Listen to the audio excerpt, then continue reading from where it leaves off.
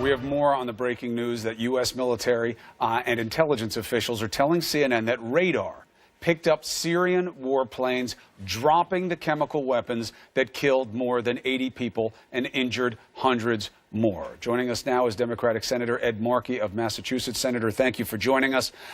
Even though it seemed obvious, it is important to have proof. We've seen this in the past. Are you confident that Bashar al-Assad deserves the blame for what just happened? Well, if that information is accurate, then yes, he does. And unless the Russians have any contrary evidence, then I think we should assume that Assad, in fact, perpetrated this horrific act, this act that is absolutely causing the rest of the world, including Donald Trump, to come to realize that this man is a terrible person. He is someone who should not be able to run a country. So now what? The president says he was moved by images. He says he feels differently now about Syria. He did not go so far as to Russia's involvement with Syria. But what should be done now? Well, I think it's now time for Donald Trump to pivot on his attitudes towards Russia. I think that he has to now say to Russia that they have a responsibility, one, to ensure that there is a full enforcement of the agreement to remove all of the chemical weapons from the possession of Assad. Second, a complete implementation of the ceasefire, which the Russians, the Iranians, and the Turks negotiated. That has not been enforced. Third, to ensure that there is unfettered distribution of humanitarian aid within that country. And fourth, that Russia, in partnership with Iran, forces Assad to the table so that we can find a diplomatic resolution of this civil war, bringing all parties to the table so that once and for all we can deal with this conflict in a way that has the world agreeing that diplomacy is the only way to end it. So the president is being tested this week in unique fashion. We have a humanitarian crisis that is for certain in Syria. We have an existential crisis with North Korea that has potential. They are obviously wanting to develop nuclear capabilities that they can use militarily. They keep testing. We know what that's about. You have a letter that you were sent to the president that you believe instructs as to how to change that reality. Tell us about it.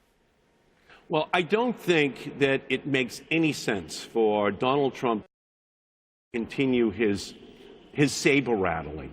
The more that we engage in saber rattling is the more likely that Kim will continue to test nuclear weapons, to test ballistic missiles. I think a better way to approach this problem is for Donald Trump to ask President Xi to impose much tougher economic sanctions against North Korea, to tighten the screws. But in return, the United States must do something that the Chinese want us to do, which is to engage in direct negotiations with Kim. That could be a win-win, that we have the Chinese fully involved, but at the same time, we are negotiating with Kim towards the goal of ending this escalating nuclear threat that endangers not just the Korean Peninsula, but the United States and the rest of the civilized world. What about the U.S. Prior disposition to legitimizing Kim and giving equal footing to a despot? Well, the only way we're going to end this, at the end of the day, is negotiating with Kim, unless we intend, as Donald Trump has left the impression, that he's willing to engage in a preventative war. But that would be very dangerous, because that would lead almost inevitably to an escalation on the Korean Peninsula that could have catastrophic consequences, first for the South Koreans and then potentially for the United States and other parts of the world. And what do you do in terms of the strategy to deal with the other parts of China's reluctance, which is not wanting to see military buildup? by the United States or other allies around its border, interference with some $7 billion in trade with North Korea, the concerns that if there is any type of acceleration of change within North Korea, there may be a humanitarian crisis across the border into China. How do you deal with those? Well, I think the only way we're going to deal with that entire complex of issues is if we negotiate. If we just see an escalation, then unfortunately I think we're going to see an exacerbation of each one of those problems. So this meeting today, again, gives President Trump a chance to do a pivot.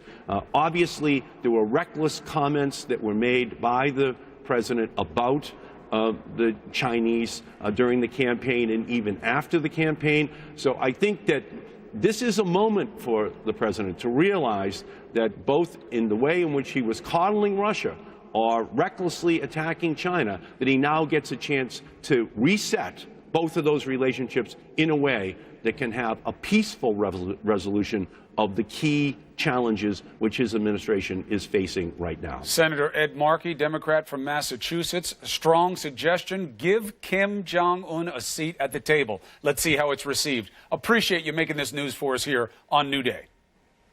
Thank you.